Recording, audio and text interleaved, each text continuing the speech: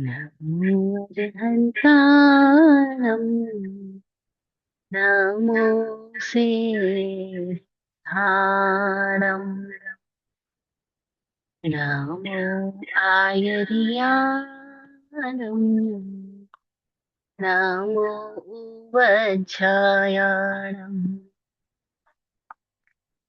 नमो लोये सवसाहुणम्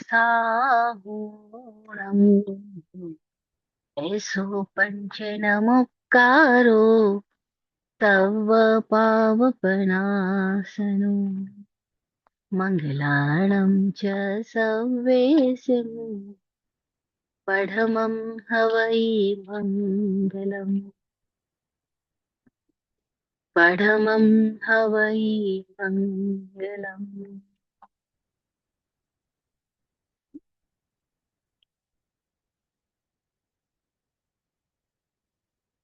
अरहत सिद्धि को भाव वंदना अरहत सिद्धि को भाव वंदना शेष दीन सानिध्य सुगम नमो अरहन्ताणम् नमो अरहन्ताणम् नमो अरहन्ताणम् नमो अरहन्ताणम्। आदि मध्य और अंत जान कर जीत लिया सारा संसार जीत लिया सारा संसार।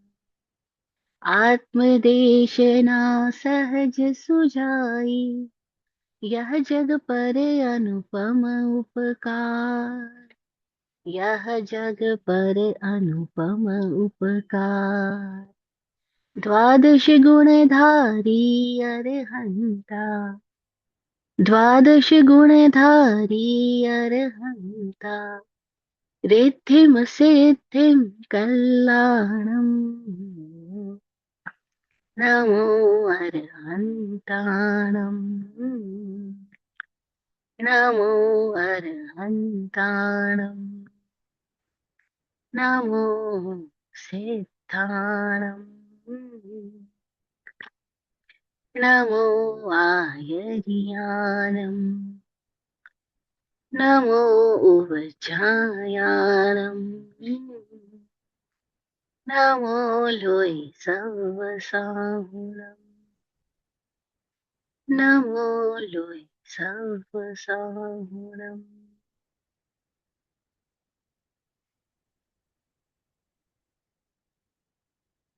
चरम तीर्थंकर समण भगवान महावीर स्वामी को भावमय वंदन नमन।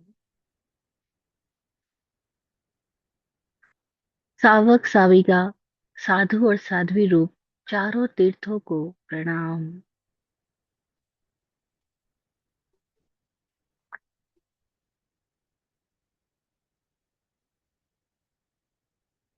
बोध देने वाले पुरुषार्थ जगाने वाले आत्मज्ञानी पूज्य गुरुदेव श्री विराट गुरु जी एवं स्वामी विकास जी को सतत नमन। प्रत्यक्ष अप्रत्यक्ष रूप से सतत सहयोग देने वाले षट जीव निकायों का प्रतिपल आभार आभार आभार।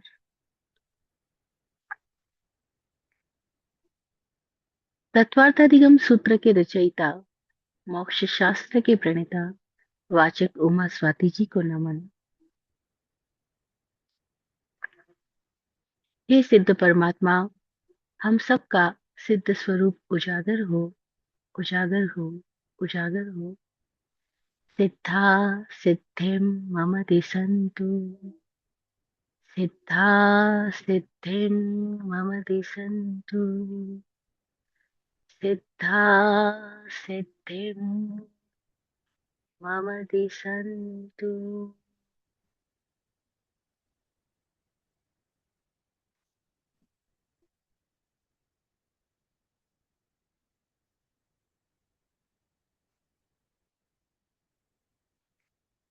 ओम।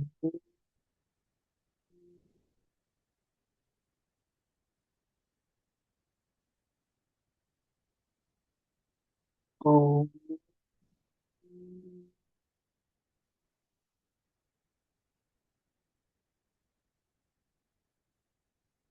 ओम।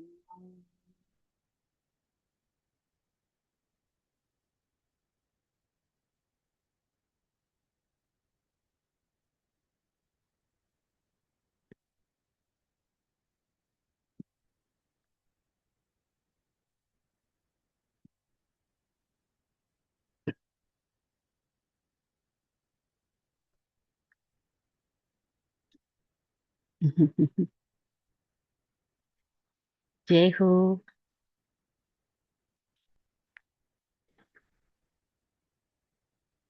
तत्वार्थादिगम सूत्र के छठे अध्याय का छठा सूत्र। 7 सेशन कंप्लीट कर चुका है ये छठा सूत्र। सूत्र कितना छोटा सा है, इतना लघु। अव्रत कषाय इंद्र क्रिया पंच चतु पंच पंचविंशति पूर्वस्य भेद। उन्होंने गिना दिए कि वही भेद है। अव्रत को समझ लो 5 भेदों से, कषाय को समझ लो 4 भेदों से, इंद्रिय आश्रव को समझ लो 5 भेदों से, और क्रिया आश्रव को समझ लो 25 भेदों से। इस तरह से आश्रव को उन्होंने, वैसे तो आश्रव मतलब सब कुछ, क्योंकि सारा संसार आश्रव ही है। जैसे हम बोले समुद्र और पानी, तो समुद्र का मतलब ही पानी है। पानी का मतलब समुद्र नहीं है, लेकिन समुद्र का मतलब तो पानी है। ऐसे ही आश्रव का मतलब संसार है। तो सब कुछ तो हो गया, लेकिन फिर भी हम कैसे इस हम्म, समुद्र के पानी से या संसार में आश्रव से हम कैसे संबंधित हो जाते हैं। हमारे भीतर क्या स्थिति होती है कि हम इस आ, हवाओं को अपने दरवाजों से प्रवेश करने देते हैं। हवाएं ऐसी है कि दरवाजों के भीतर आ ही जाती है ना। तभी तो हम सांस ले रहे हैं बंद कमरे में भी। तो ये आ कैसे जाती है, हमारे भीतर ऐसी क्या स्थिति होती है। तो बताया अवरत होता है, होश नहीं होता, हम प्रमादित होते हैं, विवेक नहीं जागता, हम आदतन जीते हैं। कषाय होते हैं। कषाय मतलब क्या, कि हमारे भीतर तनाव बना रहता है, टेंशन बनी रहती है, उत्तेजनाएं रहती है, आक्रामकता रहती है।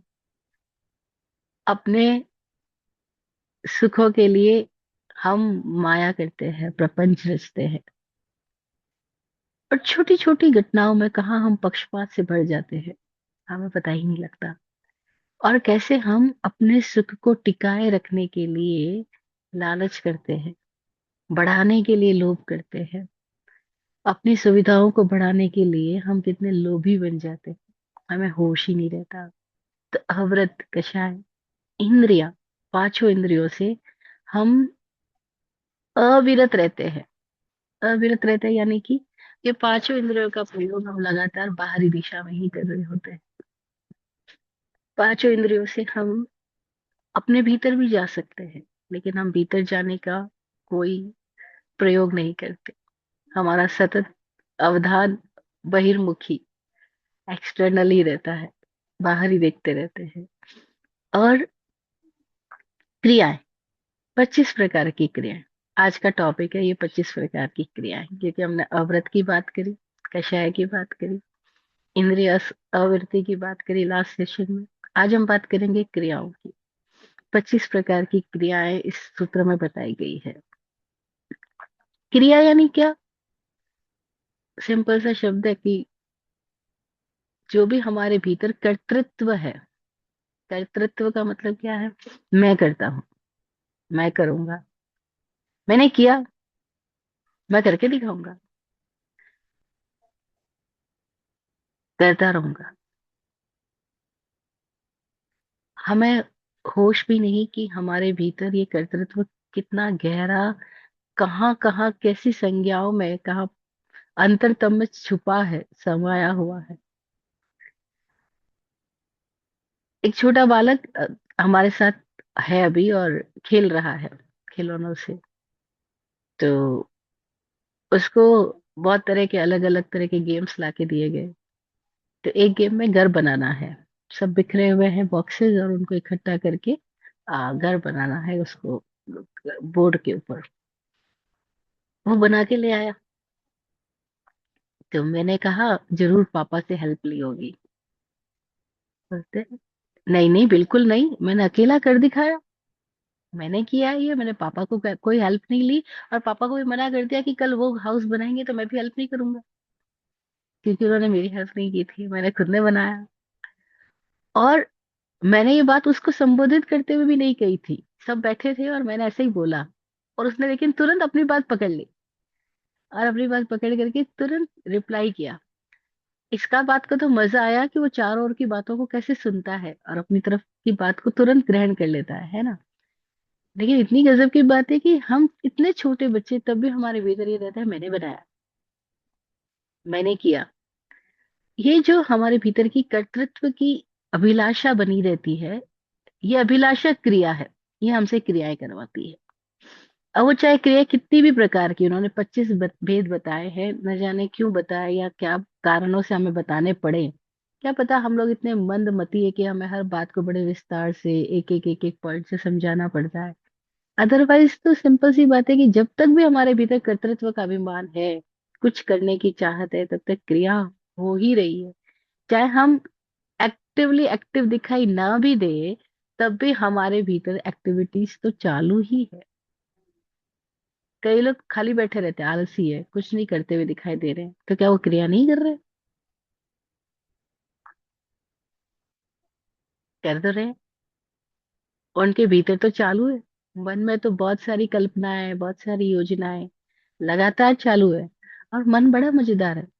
वो खाली बैठना जानता नहीं है।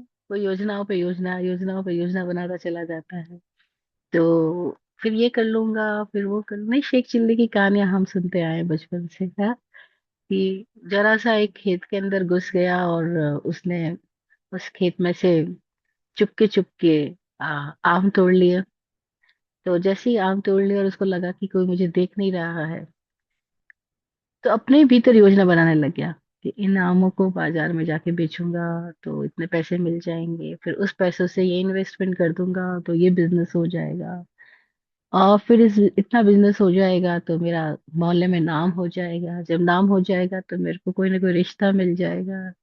रिश्ता मिल जाएगा तो सुंदर लड़की आएगी तो शादी हो जाएगी। शादी हो जाएगी तो बच्चे आ जाएंगे, बच्चे आ जाएंगे तो वो अनामों को खाने के लिए झगड़ा करेंगे। और जब झगड़ा करेंगे तो मैं उनको जोर से डांट लगाऊंगा। और वो जोर से चिल्लाया अब चुप हो जाओ, ये आम तुम्हारे लिए नहीं है। वो इतनी जोर से बोला कि आम का बाग का रखवाला भी सुनाई पड़ गया उसको। और वो पहुंच गया। और ऐसी कितनी सारी कहानियां। वो तो एक शेख चिल्ली, हमारा दिमाग तो कितना शेख चिल्ली है। न जाने कितनी छोटी सी बात से कहाँ पहुंच जाता है। अगर हम खाली बैठ करके बहुत अच्छे प्रयोग किसी किसी जानकार लोगों ने दिए। बोले कुछ नहीं करो तो तुम आज एक काम करो कि एक पेपर पेन लो और जो विचार तुम्हारे भीतर आ रहे हैं, कैसे भी अनर्गल विचार, उनको उस पेपर पे लिखते चले जाओ। और अगर ऐसा प्रयोग 1 वीक तक कर लो तो खुद ही हैरान हो जाओगे कि अरे विचार कहाँ से कहाँ, कहाँ से कहाँ, कोई श्रृंखला का कोई और छोर भी नहीं दिखाई देता। हम कहाँ से कहाँ पहुंच जाते हैं। और इन विचारों को लिखते रहने से शायद हमें होश आए कि अरे क्या विचार हो रहे हैं। स्वामी जी कई बार कहते हैं कि अगर हम अपनी ही 24 घंटे की एक वीडियो रिकॉर्डिंग कर लेना। वीडियो लगा, जैसे घरों में लोग नहीं कैमरा लगाते हैं, ऑफिसेस में लगाते हैं। तो ऐसी सीसीटीवी कैमरा एक अपने ऊपर फोकस कर लो और अपनी पूरी स्टोरी बना लो। और फिर उस स्टोरी को शांत होकर बैठ के देखो। तो इतनी हैरानी होगी कि हम इतने सारे वचन कैसे ही बोलते जा रहे हैं, हम इतनी क्रियाएं कितनी व्यर्थ में कर रहे हैं। और कितने विचार, विचार तो सीसीटीवी कैमरा नोट नहीं करेगा, वो तो हमें ही करना होगा। तो पता लगेगा मैं कितने कहाँ कहाँ पहुंच रहा हूँ। तो ज्ञानी जन कहते हैं कि ये मन, वचन और काया की जो चेष्टाएं लगातार चालू है वो क्रियाएं हैं। और उन क्रियाओं को उन्होंने यहाँ पे 25 प्रकार से समझाया है। और ये जैन ग्रंथों में इन 25 क्रियाओं को लेकर के भी अलग अलग क्रम मिलता है। अलग अलग जगह पर 25 क्रियाओं का उल्लेख अलग अलग तरीकों से किया गया है। जैसे समर सुत्तम में जाएंगे तो 25 क्रियाएं वहां भी लिखी है, लेकिन अलग तरीके से डिफाइन है। और तत्वार्थाधिगम सूत्र जो वाचक उमा स्वाति जी ने लिखा है, इसकी टीका भी वाचक उमा स्वाति जी ने लिखी, मैंने पहले भी बताया था। क्योंकि वो एक तरफ तो उन्होंने सूत्र लिखे, वो तो एकदम संक्षेप में है। इतने संक्षिप्त सूत्रों को तो हर कोई कैसे समझेगा, तो उन्होंने इसका विस्तार भी खुद ही लिखा है। तत्वार्थाधिगम का भाष्य लिखा, टीका लिखी। तो उसके अंदर उन्होंने 25 क्रियाओं का जो नाम उल्लेख किया है, जिस क्रम से किया है, जिस ऑर्डर से किया है, हम उसी ऑर्डर से यहाँ पे 25 क्रियाओं की बात करने वाले हैं। तो पहले हमें एक समझ आ गया कि क्रिया मतलब क्या है। कि क कर्तृत्व, ई इच्छा शक्ति, र रमण, और य संबोधन। शब्द, क्रिया शब्द में 4 अक्षर आ रहे। क, ई की मात्रा की। क यानी कर्तृत्व, करने की अभिलाषा। उसमें ई जुड़ गया, यानी इच्छा शक्ति जुड़ गई।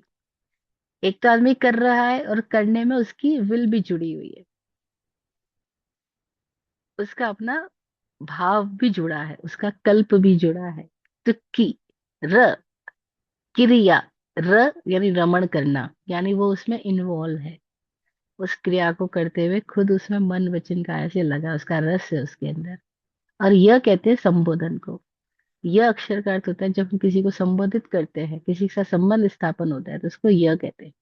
जैसे या देवी सर्वभूतेषु, है, या। तो या का मतलब है कि हम उसके अंदर इन्वॉल्व हुए, हमने उससे संबंध स्थापन किया। तो क्रिया का मतलब है कि हमारे भीतर जो विलिंगनेस ऑफ डूइंग है, विलिंगनेस ऑफ थिंकिंग है, विलिंगनेस ऑफ एक्ट है, वह क्रिया है। और ये विलिंगनेस ऑफ एक्ट क्यों है? क्योंकि हमें इन एक्ट हो जाना, बिना किसी एक्शन में चले जाना, इस बात का जरा भी भान नहीं, जरा भी होश नहीं कि कोई आदमी के ऐसा भी हो सकता है कि वो कुछ भी ना कर रहा, अक्रिय हो जाए।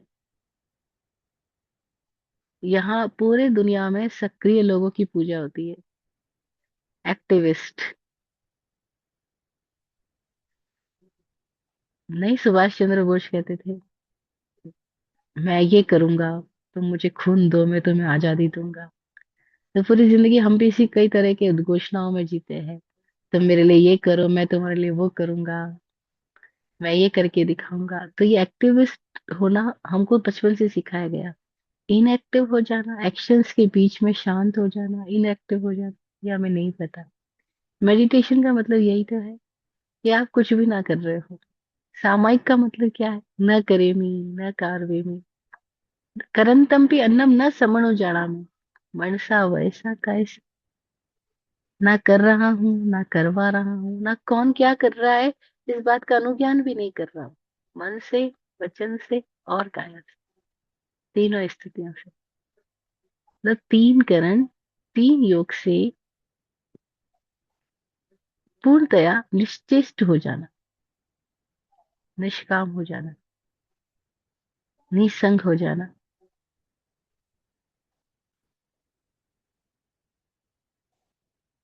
इसका अभ्यास होता रहे, अभ्यास होता रहे, उसका नाम सामायिक। इसे सामायिक को समणोपासक के 12 व्रतों में 9वां व्रत और शिक्षा व्रत के रूप में रखा गया है। शिक्षा का मतलब है कि बार बार प्रैक्टिस करनी होगी जिसकी। अब कुछ नहीं करने की प्रैक्टिस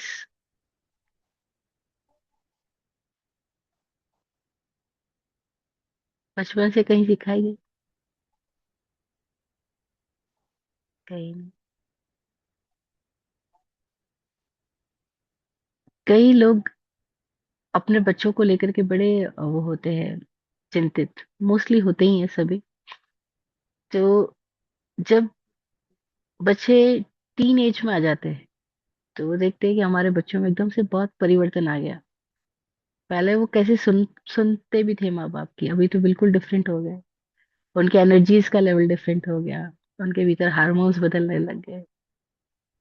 तो कोई ऐसे माता पिता अपने बच्चों के लिए स्वामी जी से सलाह मांग रहे थे कि हम इनको क्या सिखाएं। जब एकदम छोटे थे तो उनको समझ आता था हम इनको क्या सिखाएं, लेकिन अब हमें भी समझ नहीं आता हम इनको सिखाएं कैसे और क्या सिखाएं। तो स्वामी जी बोले सिखाने से कोई नहीं सीखेगा, क्योंकि आप जो बोलोगे वो नहीं करेंगे बच्चे। लेकिन ये एज में चूंकि चेंज आ रहा है इनके भीतर, और एक सर्कल पूरा हुआ, नया सर्कल स्टार्ट हो रहा है। अगर इस एज में आप ये कर सको कि आप 1 घंटा मौन बैठ सको, तो ये आपके मौन को देखते हुए, आपको चुपचाप बैठे देख करके आपके बच्चों के भीतर भी कुछ एंटर होगा। अगर आपके बच्चे भी 1 घंटा मौन करके बैठना सीख जाए, तो उनके भीतर एक अद्भुत स्थिति आएगी। विराट गुरु जी कहते थे इसको आर्ट ऑफ रेस्ट, विश्राम की कला, कि पूर्णतया विश्राम हो जाए। मन भी विश्राम में, वचन भी विश्राम में, काया भी विश्राम में, और श्वास भी एकदम रिदम में आने लग जाए। और कुछ ना करना। जो कुछ ना करने का अभ्यास अगर हमने उस एज में करना शुरू कर दिया होता है, तो धीरे धीरे एक स्थिति ऐसी आती है कि फिर क्रियाएं अलग लेवल पे हो रही है, और हम इस क्रियाओं के बीच में भी उनसे अछूते रह पा रहे हैं। ये प्रैक्टिस कैसे आई? जब हमने शांत होके बैठना अभ्यास किया, तो ये स्थिति आएगी कि फिर क्रियाओं के बीच में भी अक्रिय रहना आ जाएगा। अदरवाइज नहीं आएगा। अदरवाइज हम बिना कुछ करते हुए भी कर रहे हैं, और कोई दुनिया में ऐसे लोग हैं जो करते हुए भी कुछ नहीं कर रहे। देखो, 2 तरह के लोग हैं इस दुनिया में। एक वे लोग हैं जो करते हुए दिखलाई पड़ रहे लेकिन कर कुछ भी नहीं रहे। दूसरी वे तरह के लोग हैं जो कुछ नहीं करते हुए भी लगातार करते ही चले जा रहे हैं।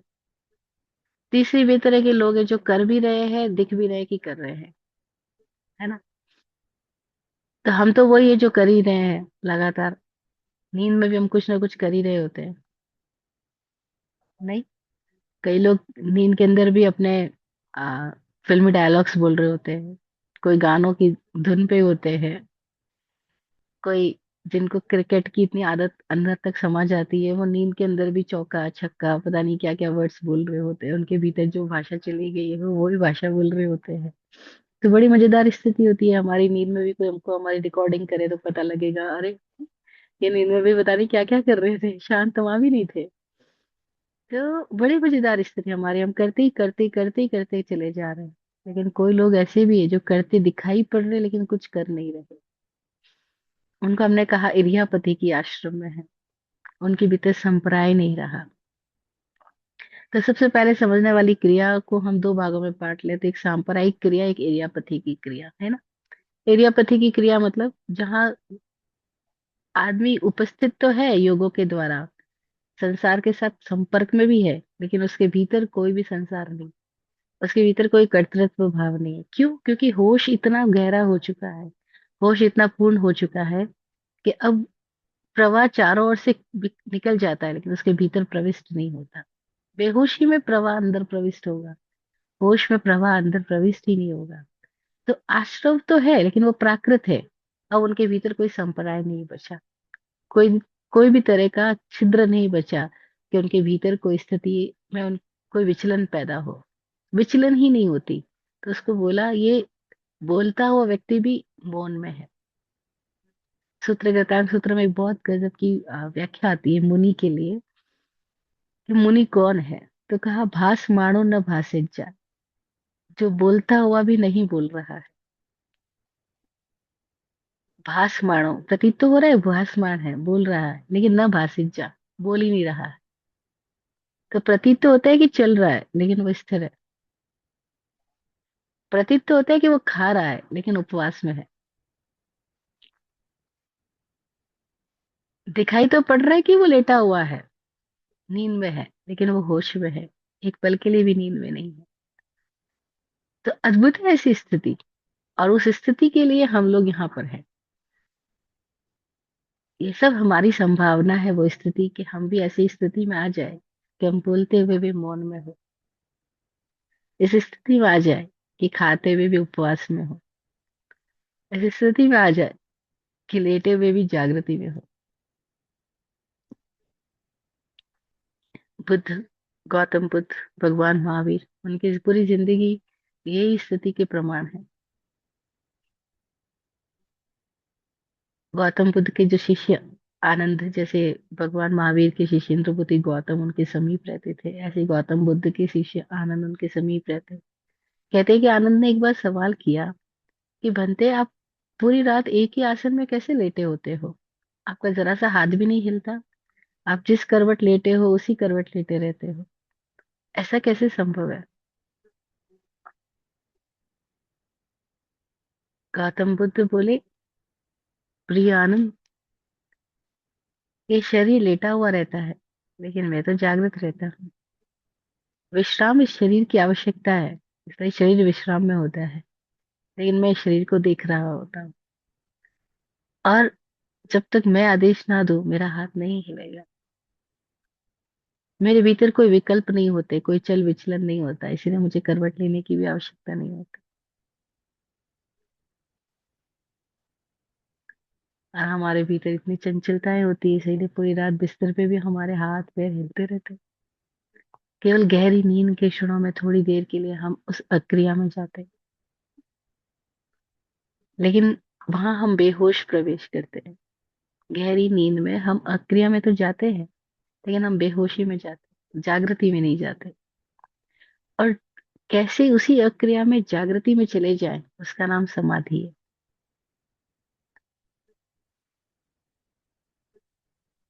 समाधि में व्यक्ति अक्रिया में है लेकिन होश में है, और गहरी नींद में भी व्यक्ति अक्रिया में है लेकिन बेहोश है, बेभान है।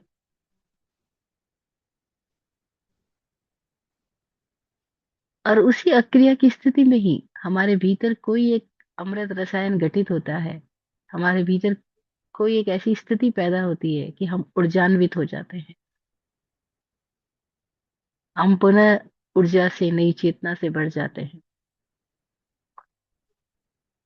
और वो स्थिति कब आती है? जब हम गहरी नींद में होते हैं, तभी जाग कर हम कहते हैं, वाह, रिलैक्स, मजा आया।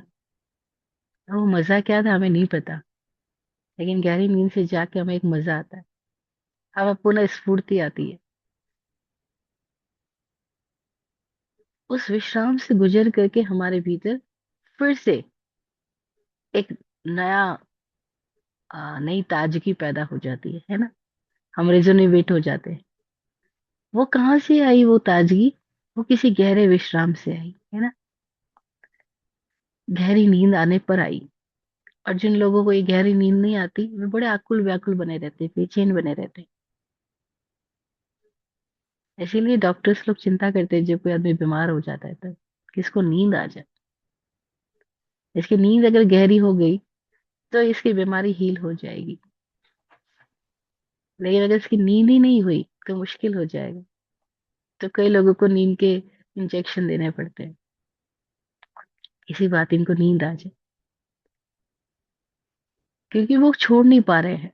वो पकड़े हुए हैं तो नींद भी नहीं आ रही, विचारों को पकड़े हैं, परिस्थितियों को पकड़े हैं, तनाव को पकड़े हैं, इतने गहरी पकड़ बना ली है। क्योंकि नींद आने के लिए पकड़ छोड़नी पड़ेगी, लेकिन वो पकड़ छोड़ने के लिए तैयार नहीं है। उनके भीतर पकड़ इतनी गहरी चली गई। इसीलिए परिग्रही को, पकड़ वाले व्यक्ति को नींद आना भी आसान नहीं होता। तनाव से ग्रस्त व्यक्ति को नींद नहीं आती। नींद नहीं आती यानी वो अक्रिया में जाना उसको आता ही नहीं। इसलिए क्रिया बाद में रखी, पहले अवरत रखा, कषाय रखा, इंद्रिय रखा। अगर ये सब समझ में आ गया तो क्रिया भी समझ में आ ही गई।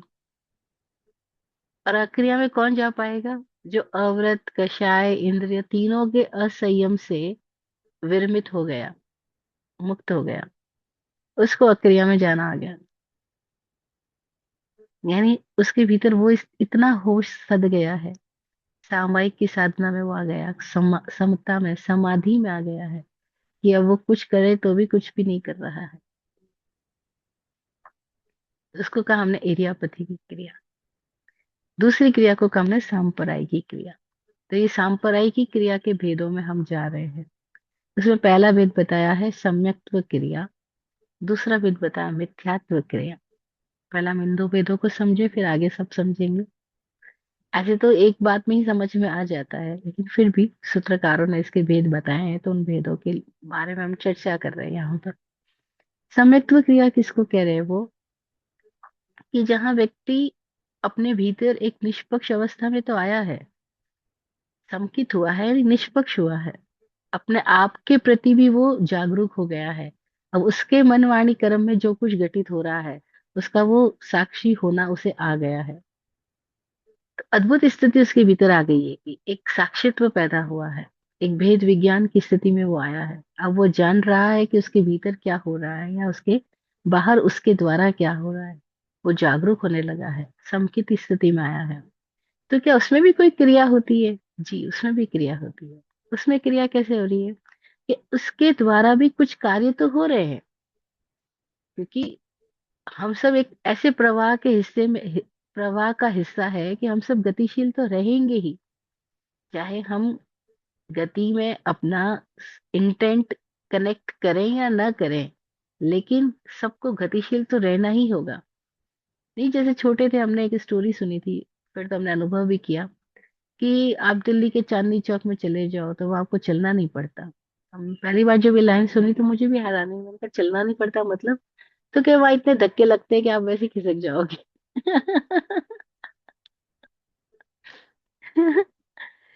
तो बाद में तो मैंने ये अनुभव भी किया, खुद भी दिल्ली के चांदनी चौक में जब चली तो पता लगा, हाँ यहाँ तो चारों ओर इतनी भीड़ है, इतने धक्के लग सकते हैं।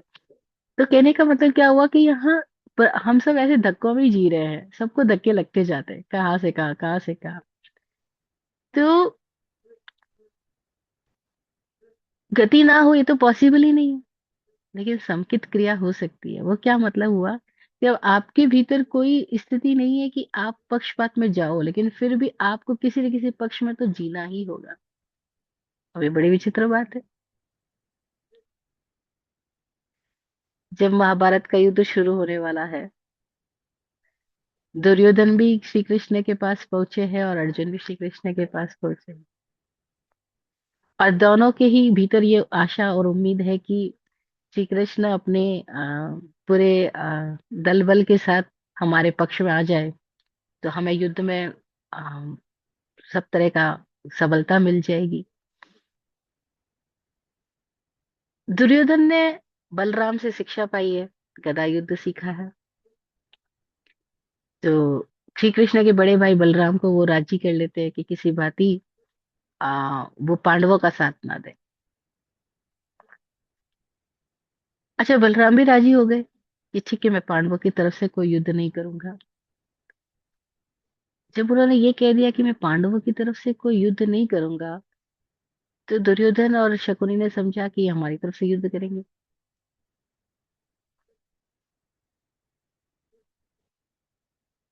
बड़े खुश हो गए वो। और जब खुशी में उनके भीतर से जब उछाल में कोई ऐसे शब्द फूटे, तो श्री कृष्ण ने बलराम को चेताया कि आपने जो बोला उसका अर्थ क्या समझा जा रहा है, कि क्या आप दुर्योधन की तरफ से युद्ध लड़ेंगे, या आप युद्ध लड़ेंगे ही नहीं? जब सारी स्थितियों से बलराम अवगत हुए तो उन्होंने कहा, नहीं, मैं पांडवों की तरफ से युद्ध नहीं लड़ूंगा। इसका मतलब ये नहीं कि मैं दुर्योधन की तरफ से युद्ध लड़ूंगा, मैं निष्पक्ष रहूंगा। फिर श्री कृष्ण बोले, भैया, हमारे भीतर कैसी भी निष्पक्षता रहे, हम बाहर में मौन नहीं रह सकते। इस संग्राम पे हमें किसी न किसी पक्ष में तो खड़ा होना ही होगा। एक तरफ अधर्म का पक्ष है, एक तरफ धर्म का पक्ष है। आप युद्ध ना भी करो तब भी आपके भीतर कोई स्थिति तो आएगी कि आपको किसी को सहमति तो देनी होगी। क्या करोगे? श्री कृष्ण एक ऐसी स्थिति में जा कह सकते समकित क्रिया, अमिथ्यात्व क्रिया नहीं है, क्योंकि वो तो जागरूक है, समझ बूझ के साथ चारों स्थितियों को, चारों दिशाओं को देख पा रहे हैं।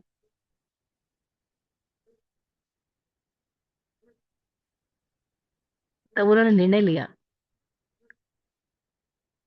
कि चलो मेरे पास जो पहले पहुंचेगा मैं उसकी मांग को पूरा करूंगा। दोनों पहुंच गए, दुर्योधन भी और अर्जुन भी। लेकिन पहले दुर्योधन पहुंचे, अर्जुन बाद में पहुंचे। लेकिन जैसे दुर्योधन को ये खबर मिली कि मेरे पास जो पहले पहुंचेगा मैं उसकी अभिलाषा को पूरा करूंगा, उसकी मांग को पूरा करूंगा, तो दुर्योधन तो उतावल है, अधीर है, वो तुरंत पहुंच गया। अधीर तो है लेकिन अविवेकी भी है, और अधीरता का मतलब ही अविवेक है। तो वो गया और श्री कृष्ण के सिर के पास बैठ गया। अर्जुन के भीतर भी धैर्य है तो उसकी चाल में भी धैर्य है। पहुंचने के मैं उस दुर्योधन के 2 क्षण बाद पहुंचा। 2 क्षण मतलब कुछ क्षण बाद पहुंचा। लेकिन अर्जुन के भीतर का विवेक भी है और विनय भी है और प्रेम भी है और भक्ति भी है श्री कृष्ण के प्रति। तो उसके भीतर तो कल्पना भी नहीं आ सकती कि वो श्री कृष्ण के सिरहाने की तरफ बैठे, वो उनके पैरों की तरफ बैठ गए। अब क्रिया दोनों तरफ से हो रही है, दुर्योधन की तरफ से भी, अर्जुन की तरफ से भी, श्री कृष्ण की तरफ से भी। लेकिन कैसे एक सम्यक्त्व क्रिया और एक मिथ्यात्व क्रिया है। कैसे एक होश पूर्वक समझदारी की क्रिया है, कैसे एक बेहोशी की बेभान अवस्था की क्रिया है। अब वो श्री कृष्ण भगवान के चरणों में बैठा है अर्जुन। श्री कृष्ण नींद की एक्टिंग किए हुए लेटे हुए हैं, क्योंकि वो तो सबसे मजेदार एक्टर तो श्री कृष्ण है। क्योंकि वो इतने सारे एक्ट कर रहे हैं लेकिन भीतर इनएक्ट है। इतनी जबरदस्त स्थिति में वो जी रहे हैं, जिसके लिए आचार्य सूत्र में एक बहुत प्यारा सूत्र आता है। आचार्य सूत्र की कभी बात करेंगे तो इतने मजेदार सूत्र उसके अंदर बिखरे हुए हैं। एक सूत्र आता है कि कुशले पुन नो बद्धे नो मुक्के। कुशले यानी इंटेलिजेंट, कुशल वह है, कुशल बोलते हैं ना हिंदी में, कुशल इंग्लिश में इंटेलिजेंट बोलते हैं, चतुर भी बोलते हैं कोई लोग उसको। तो कहते कुशले पुण नो बद्धे नो मुक्के, कि जो कुशल है वो ना तो बंधा हुआ है ना वो मुक्त है। जो इंटेलिजेंट पर्सन है उसकी पहचान बता रहे हैं कि वो बंधा हुआ नहीं है लेकिन वो मुक्त भी नहीं है। इसका मतलब क्या हुआ कि वो क्रियाओं में तो है, क्रिया करते हुए दिखाई भी पड़ रहा है, वो भी कई तरह की कर्तव्यों के साथ भी जी रहा है, इसलिए बंधा हुआ तो है लेकिन बंधा हुआ नहीं है। बंधा हुआ नहीं है और मुक्त भी नहीं है। वो कुशल व्यक्ति वह है जो बंधा हुआ भी नहीं है और मुक्त भी नहीं है।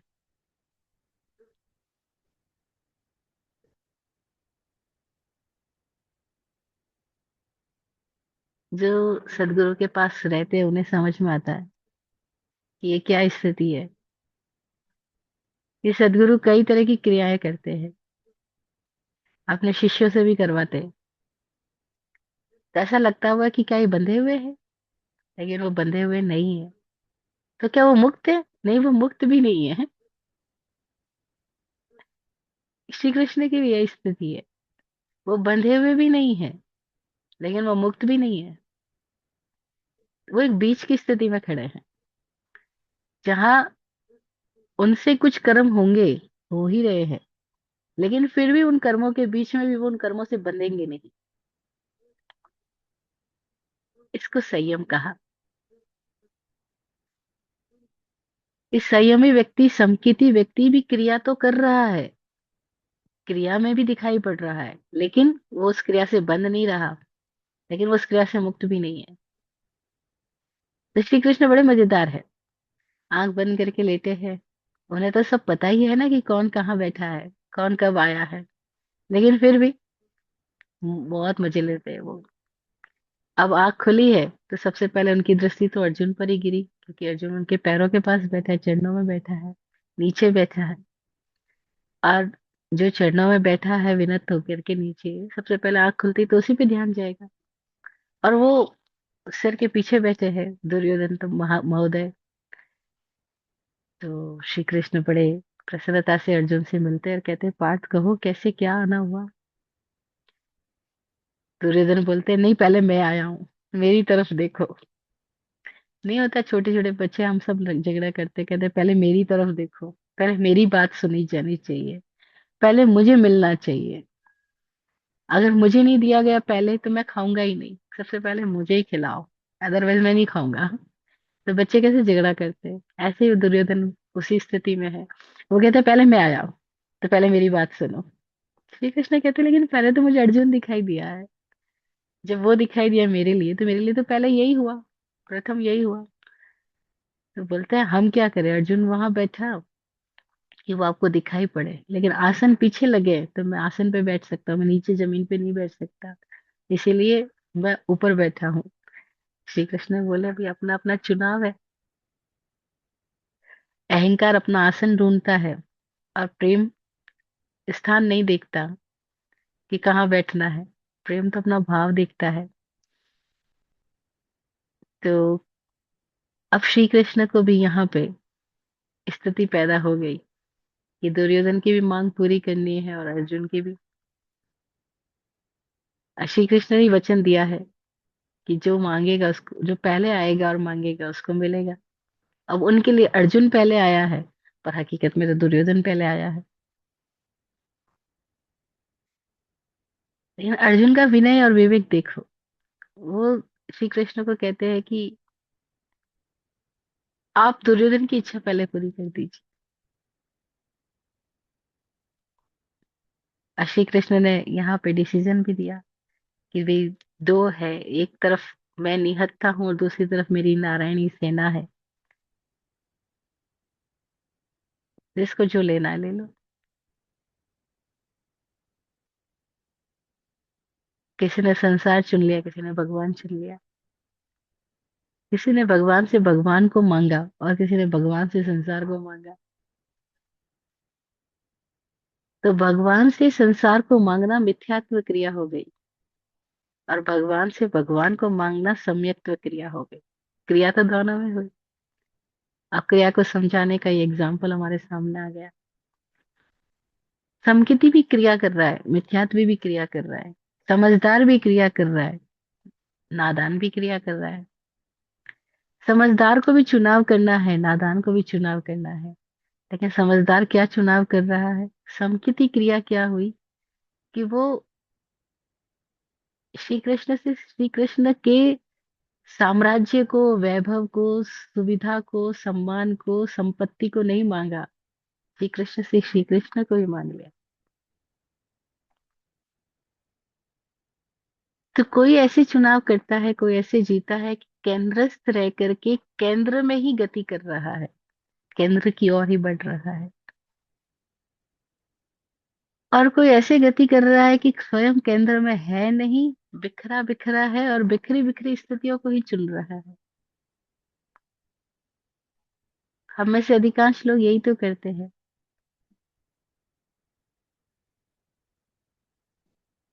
अगर हम में से कोई लोग ऐसी मान्यता वाले हैं कि मंदिरों में जाते हैं, कोई शिवालयों में जाते हैं, कोई मस्जिद में जाते हैं, कोई कहीं जाते हैं, प्रार्थना स्थलों पर जाते हैं, और वहां जाके भी सबके भीतर डिमांड बनी रहती है, प्रणाम करने के साथ ही आशीर्वाद की इच्छा बनी रहती है। और सब कोई ना कोई बोली बोलाते हैं, मन्नत मांग आते हैं, ये मिल जाए, वो मिल जाए, ऐसा हो जाए, वैसा हो जाए, है ना। तो जब तक हम तथाकथित धार्मिक मान्यताओं में जीते हुए, अपने आप को धार्मिक संस्कारों से भरे हुए मानते हुए जो कुछ क्रियाएं कर रहे हैं, उन क्रियाओं में भी हमारा उद्देश्य अपने इस जीवन के सुखों की लालसा है, या परलोक के सुखों की लालसा है, या जीवन की लालसा है, या मृत्यु से बचने का भय है, या पद प्रतिष्ठा पाने का, कीर्ति सम्मान पाने का आकांक्षा है, तब तक हमारी सारी ही क्रियाएं मिथ्यात्व क्रियाएं हैं। और कोई थोड़े लोग जो किसी धार्मिक परंपरा मान्यता से जुड़े हुए हो अथवा ना हो, किसी भी तरह के बिलीफ सिस्टम को फॉलो कर रहे हो अथवा ना कर रहे हो, लेकिन उनके भीतर इतनी समझ पैदा हो गई कि वे इन व्यर्थ ही हो जाने वाली चीजों की व्यर्थता को देख पा रहे हैं, क्योंकि चीजें व्यर्थ ही हो जाएगी।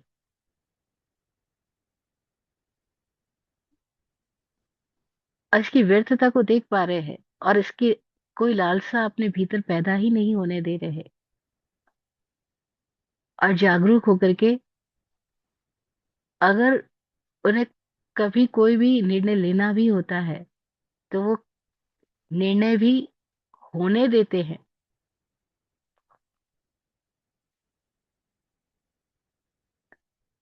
निर्णय भी अस्तित्व पे छोड़ देते हैं। और फिर भी कोई निर्णय लेना ही पड़े उनके भीतर से, तब भी वो केंद्र को चुनते हैं, परिधि को नहीं। तो उसको सम्यक्त्व क्रिया कहा गया। क्रिया तो वो भी हो रही है, लेकिन वो सम्यक्त्व क्रिया है। और जो बिखरे बिखरी स्थिति से चुनते हैं, वो मिथ्यात्व क्रिया में। एक एग्जाम्पल से बात समझ आ जाए, इसलिए दुर्योधन और अर्जुन की बात हमने कही। चुनाव तो दोनों को ही करना था, और दोनों के सामने विकल्प खड़े थे। श्री कृष्ण कह रहे हैं मेरी सेना मेरे विरुद्ध लड़ सकती है, और मैं कोई शस्त्र उठाऊंगा नहीं, लेकिन मैं अकेला खड़ा हूं, जिसको जो मांगना है मांग लो। और वो अर्जुन को कहते हैं पार्थ पहले तुम मांगो, क्योंकि पहले तुम आए। दुर्योधन को इतना क्रोध आया। अगर उन्होंने सेना मांग ली अर्जुन ने, तो वो क्या करेगा। लेकिन अर्जुन के पास तो विवेक है, विनय है, प्रेम है। तो इतनी अद्भुत बात है, तब अर्जुन कहते हैं श्री कृष्ण को कि नहीं, मैं आपसे कुछ मांगने नहीं आया, और मैं मांग भी कैसे सकता हूँ। मेरे भीतर तो केवल यही प्रार्थना है कि माधव सदा मेरे साथ रहे।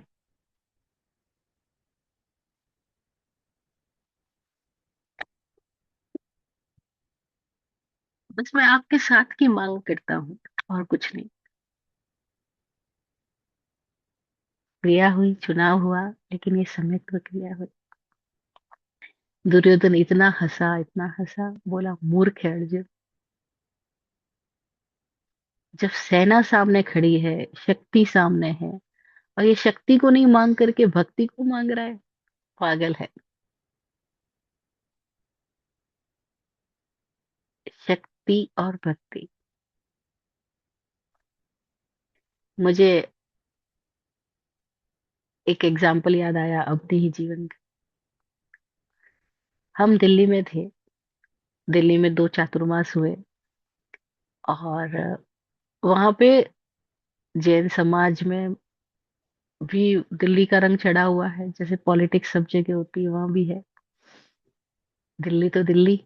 और जैन समाज के बड़े बड़े लोग, उनके साथ मुलाकात हुई हमारी।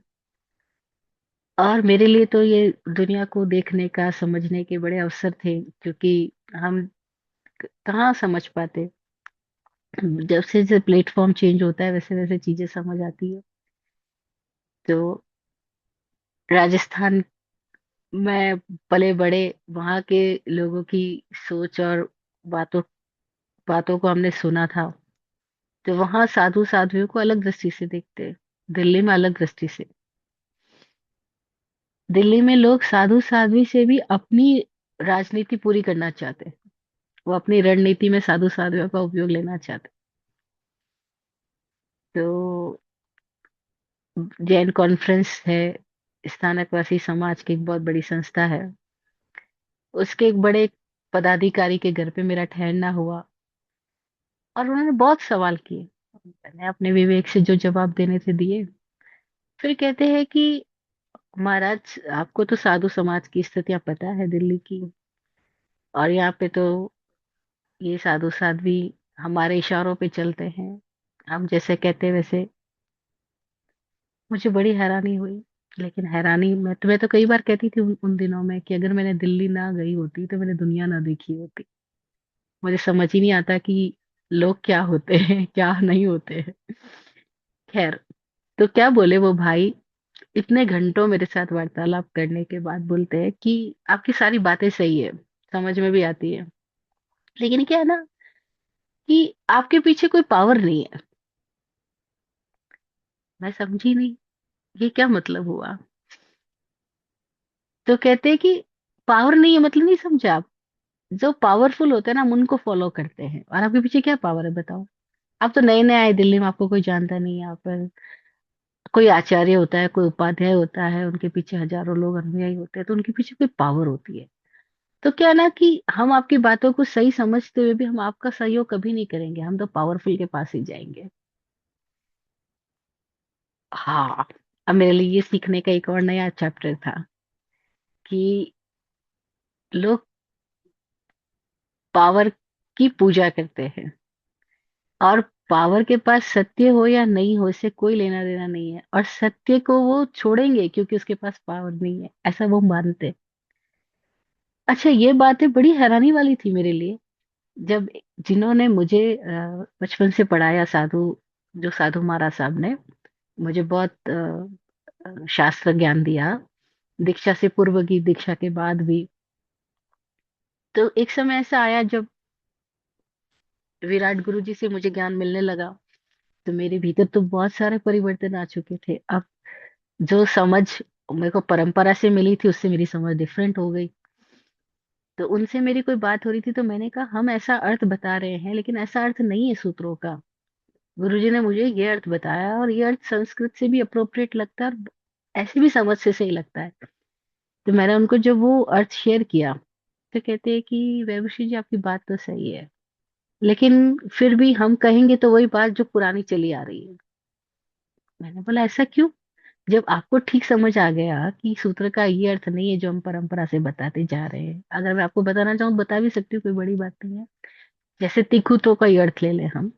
स्थानकवासी परंपरा तो तिखुतो का पाठ जानती है, तिखुतो आयणम पयायणम करेवी, है ना। तो 3 बार आदक्षिण प्रदक्षिणा करता हूँ, ऐसा शब्द है। तो मैंने कहा प्रदक्षिणा करने की बात है, तो परिक्रमा करने की बात है यहाँ पर। तो कैसे हम गुरु की 3 बार परिक्रमा करें इसकी बात है, ना कि हाथ फेरे हाथ घुमाए ऐसी बात है। हमें खुद को परिक्रमा करने की बात है, प्रदक्षिणा करने की बात है, यहाँ पे हाथ घुमाने की बात नहीं है। और क्या ऐसा नहीं होता था। अगर ऐसा नहीं होता था तो हम समूह शरण का चित्र हमारे सामने प्रतीक है कि भगवान मध्य में विराज रहे हैं, और जो शिष्य आ रहे हैं वो उनकी परिक्रमा करके फिर बैठ रहे हैं। देवालयों में, मंदिरों में यही तो हो रहा है। तो हम पाठ बोल रहे हैं लेकिन कर नहीं रहे, या तो हम करें या हम बोले ना। तो कहते बात तो सही है, लेकिन जो परंपरा चली आ रही। फिर मैंने कहा ऐसे क्यों। तो बोलते कि ये बदलाव वो ला सकते हैं जिनके पास पावर होती है, जो आचार्य की पोस्ट पे बैठे होते हैं, हम नहीं ला सकते। मैं बोली बात खत्म हो गई अब तो। क्या आप मुझे ज्ञान देने वाले, आप भी पावर के पीछे जाओगे। क्या आप भी ये सोचते हो कि सत्य पता लगने पर भी हम में पद होगा तो ही हम सत्य बोलेंगे, अदरवाइज नहीं बोलेंगे। ये तो गड़बड़ बात हो गई। फिर ऐसे बहुत सारे किस्से हुए मेरे साथ, जब मुझे समझ में आने लगा कि लोग परंपरा की ही पूजा करेंगे। जो चला आ रहा है चाहे वो गलत ही है, लेकिन वो उसी, क्योंकि उसमें बहुत सारे लोग सम्मिलित है, तो वो भीड़ के पीछे जाएंगे। वो ठीक बात को भी सुनना नहीं चाहेंगे, और सुन के तारीफ भी कर लेंगे तो भी स्वीकार नहीं करेंगे। तारीफ इसलिए करेंगे क्योंकि उनको सामने वाले के साथ अपना ईगो पुष्ट करवाना है, या कुछ भी कोई बात है। तो मुझे पहली बार जब दिल्ली में ये बात सुनी ना कि महाराज आपके पास बात तो ठीक है, सटीक है, आपका ज्ञान भी समझ में आता है, लेकिन आपके पास पावर नहीं है। देन आई रियलाइज कि लोगों के भीतर की सोच, हाय ये क्या होती है, पावर क्या होता है। तो उसी दिन उसी रात को जब उस भाई से साथ मेरा काफी घंटों वार्तालाप हुआ, तो मेरे को पहली बार ये भी भाषा समझ में आई कि वो बोल रहे कि हाँ फलाना आदमी तो 25 लाख का है, फलाना 25 करोड़ का है। मैंने कहा मतलब लाख करोड़। देन रियलाइज, उन्हीं से मुझे समझ में आया कि वो आदमी को नहीं देखते, वो आदमी की वेल्थ से आदमी को देखते हैं कि इसके पास वेल्थ कितनी है। तो ये 25 करोड़ का आदमी है, ये 100 करोड़ का आदमी है, ये 500 करोड़ का आदमी है। वो उस वेल्थ से आदमी की बात कर रहे होते हैं, आदमी को नहीं। तो डेट्स कॉल्ड मिथ्यात्व क्रिया। पहले एग्जाम्पल से समझेंगे कि कैसे हम मिथ्यात्व क्रिया में होते हैं, कैसे हम समकित क्रिया में होते हैं। समकित क्रिया भी क्रियावाद में दिखाई पड़ रहा है, लेकिन वो सारी क्रियाएं निर्जरा के लिए है। अब उन क्रियाओं में उनका कोई बंध नहीं है। क्यों? क्योंकि उसके भीतर स- क्षण का विवेक है कि इस क्षण में उसे क्या करने योग्य है वो कर रहा है। लेकिन उस करते हुए कहीं वो योजनाओं में नहीं लिप्त है। उसके भीतर केंद्र में सत्ता या संपत्ति या परिधिगत कोई भी स्थिति नहीं है। उसके केंद्र में तो उसका अपना ही स्वभाव है। तो जो स्वभावस्थ जीते हुए भी क्रियामान दिखाई दे रहा है वो समकित क्रिया में है। और जो स्वभाव में है ही नहीं, और फिर उससे जो भी क्रियाएं हो रही है, वो मिथ्यात्व क्रिया है ना। कहने को तो दो शब्दों में सारी बात समझ में आ जाए, लेकिन जो कि 25 क्रियाओं का नाम लिया है तो हमें इसके आगे की व्याख्या भी करनी होगी कि वो 25 क्रियाएं कौन कौन सी है ना। तो आ देखो, समझने के लिए तो बहुत संक्षिप्त में समझ में आ जाए, संकित क्रिया का विस्तार भी बहुत किया जा सकता है। क्योंकि जब मैं इन ग्रंथों को पढ़ती थी और टीकाओं को पढ़ती थी तो बड़ी हैरानी होती थी कि कैसे उन्होंने बताया कि पुण्यों का आश्रव जो है वो संकित क्रिया है। क्योंकि क्रिया करते हुए कोई पुण्य कर रहा है, चाहे वो भक्ति करते हुए, चाहे वो उपवास में रहते हुए, चाहे वो वंदन नमन में करते हुए, चाहे वो तपस्या करते हुए, वो सबको उन्होंने संकित क्रिया कहा है ना। किताबें यही बताती है, लेकिन अब जब समझ आती है तो बड़ी हैरानी होती है कि नहीं, वो सब भी मिथ्यात्व क्रिया है। क्यों मिथ्यात्व क्रिया है? क्योंकि वो उपवास कर रहे हैं परंपराओं के कारण। अब देखो ना, जब सावन भादवा आता है तो लोग व्रत करने लग जाते हैं। जब वो चला जाता है तो व्रत व्रत सब गायब हो जाते हैं। और खाली व्रत के दिनों में वो व्रत की बात कर रहे होते हैं, लेकिन पारने के दिन में उनमें पास कोई संयम नहीं होता। इसका मतलब व्रत आया ही नहीं। अगर व्रत आया होता तो पारने में भी तो वो विवेक होता। लेकिन जो आठम को जागे और नववीं को खत्म हो जाए, वो व्रत कैसे हो सकता है? वो विवेक कैसे हो सकता है? वो संयम कैसे हो सकता है? अष्टमी के दिन तो हम बहुत सारी बातें करते हैं, नवमी के दिन सब गायब हो जाती है। अष्टमी को खाओ तो पाप है, नवमी को खाओ तो पाप नहीं है, ये क्या बात हुई? तो ऐसे सैकड़ों एग्जाम्पल्स भरे पड़े हैं जो हमें इस तरह की स्थितियों के प्रति क्वेश्चन पैदा करवाते हैं। तो धीरे धीरे समझ में आता है कि अजागृति में किए गए सारी क्रियाएं जो है वो सब मिथ्यात्व क्रिया ही है। चाहे वो धर्म के नाम पे की जा रही हो या किसी भी और कारण से की जा रही हो। मतलब लोग ये बोलेंगे कि आपने घर छोड़ा, साधु बने तो आप समकिती हो गए और साधु हो गए, और अब आप जो क्रिया कर रहे हो मुक्त हो जाओगे, समकित क्रिया होगी। लेकिन अब मैंने देखे हैं कि वो भी सब मिथ्यात्व क्रिया है। क्यों? क्योंकि घर भी छोड़ा, साधु भी बने, लेकिन उसके बाद भी भीतर की क्या स्थिति है, भीतर में पकड़ किस चीज की है? और पकड़ दी जा रही है। मतलब गुरु लोग पकड़ दे भी रहे, अपनी संप्रदाय की पकड़, अपने गच्छ की पकड़, अपनी धारणा की पकड़।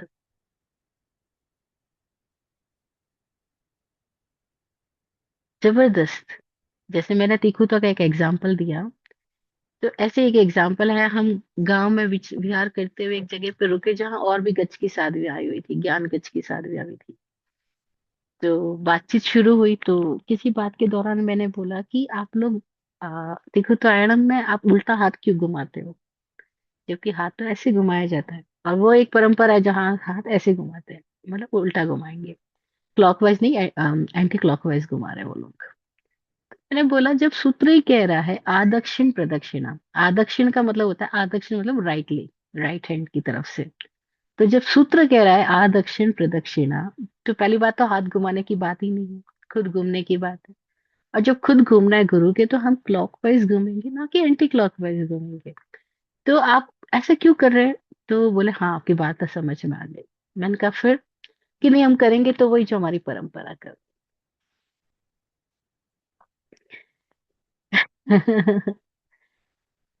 तो हम किसको साधु, किसको संयमी, किसको विवेकी, किसको गृह त्यागी, कोई भी गृह त्यागी नहीं है, सबने अपनी अपनी कोई धारणा की पकड़ बनाई हुई है, परंपरा की पकड़, रिवाज की पकड़। अब मैं ये मेरे साथ हुआ एग्जाम्पल आपको बता रही हूँ कि जब हम बात बता चुके, उनको समझ में भी आ गया, ऐसा भी नहीं है कि वो पढ़े लिखे नहीं है, उनको वर्ड्स की मीनिंग नहीं आ रहे हैं, वो भी संस्कृत के विद्वान साध्वी थी, और मैं भी उनको संस्कृत के द्वारा बताने की बात कर रही थी, उनको सब कुछ समझ में भी आ रहा है, लेकिन बोले नहीं नहीं करेंगे तो वही। तो देन आई रियलाइज कि सब जैसी स्थिति में अपने क्या बोलते हैं, सुरक्षा के खोल में मस्त जीना चाहते हैं, कोई भी प्रवाह के अलग अलग होके नहीं जाना चाहता है, और बस जो प्रवाह से हट गया उसको सब बदनाम करेंगे, बोलेंगे भ्रष्ट हो गया, ये हो गया, वो हो गया, एक्सपेक्टेड सो मेनी टॉक्स ना। और ये हम सब जगह देखते हैं, ये मेरे साथ हुआ एग्जाम्पल, आप अपने साथ देख सकते हो, अपने चारों ओर देख सकते हो। परंतु हम सब भी क्यों उसी में रह रहे हैं? क्योंकि उसमें हमें एक तो पहले बात, हम सम्मोहित होते हैं उन स्थितियों के साथ, क्योंकि सम्मोहन क्या पैदा किया जाता है कि सम्मान दिया जाएगा। सम्मोहन क्या होता है कि बहुत सारे लोगों का सपोर्ट वही मिलेगा जहां तुम उनकी हाँ में हाँ मिलाओगे। अगर तुम उनकी हाँ में हाँ नहीं मिलाओगे तो तुम्हें भी कोई सपोर्ट करने वाला नहीं मिलेगा। अब बिना सपोर्ट के आदमी जिएगा कैसे? उसको सोशल सपोर्ट चाहिए, इमोशनल सपोर्ट चाहिए, मेंटल सपोर्ट चाहिए, फिजिकल सपोर्ट चाहिए। और ये सपोर्ट की लालसा में आदमी सब झूठ के समर्थन में, झूठ की परंपरा में खुद को कनेक्ट कर बनाए रखते हैं। इसीलिए जो भी इससे हट जाएगा ना, लोग उसको सपोर्ट देना बंद कर देते हैं, उसके पास जाने में डरते हैं, उसका नाम लेने में डरते हैं, ना ना उसकी बात मत करो, क्योंकि वो तो भ्रष्ट है। क्यों भ्रष्ट है? क्योंकि वो लकीर से हट गए हैं, और जो लकीर से हट गया वो भ्रष्ट हो गया, है ना? तो ये सारी हमारे भीतर जो ऐसी मानसिकताएं पैदा की गई, और उस मानसिकताओं के तहत हमारे जो डिसीजंस हो रहे हैं, वो सब कुछ मिथ्यात्व क्रिया है। लेकिन हमें कैसे समझ में आएगा? क्योंकि चारों ओर वही है।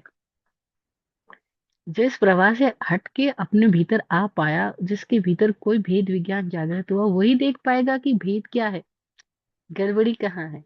अदरवाइज तो दर्शन पे इतने आवरण है, आवरण ही आवरण है। और दर्शन पे आवरण का एक ही अर्थ है कि हमने कुछ चीज मान ली है, अपना विवेक जगा के देखा नहीं, बस मान लिया। और ये मानना इतना गहरा जा चुका है हमारे भीतर कि हम क्या, हमने अपने प्रति भी सारी मान्यताएं तो बना रखी है कि हम क्या है। बस ये मान्यताएं दर्शन पे आवरण है, और जब तक दर्शन पे आवरण है तब तक जो भी क्रिया पैदा होगी वो मिथ्यात्व क्रिया ही होगी।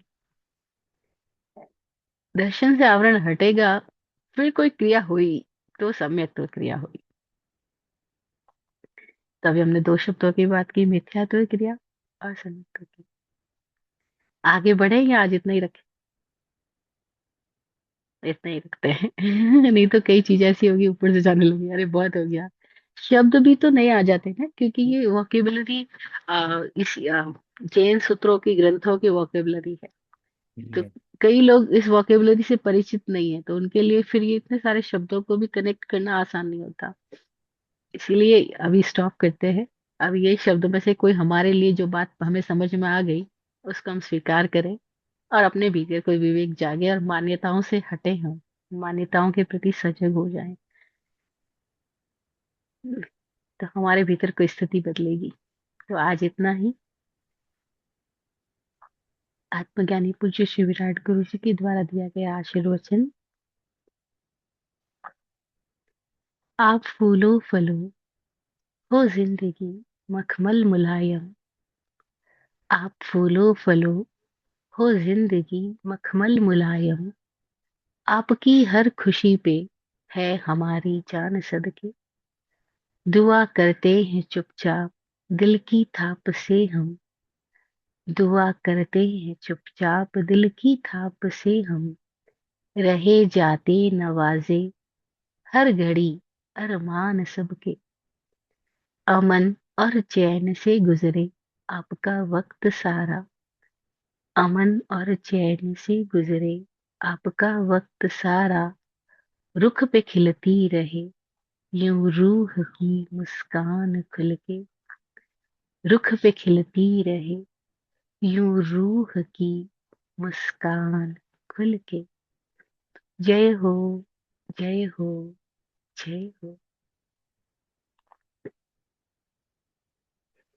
सबका कल्याण।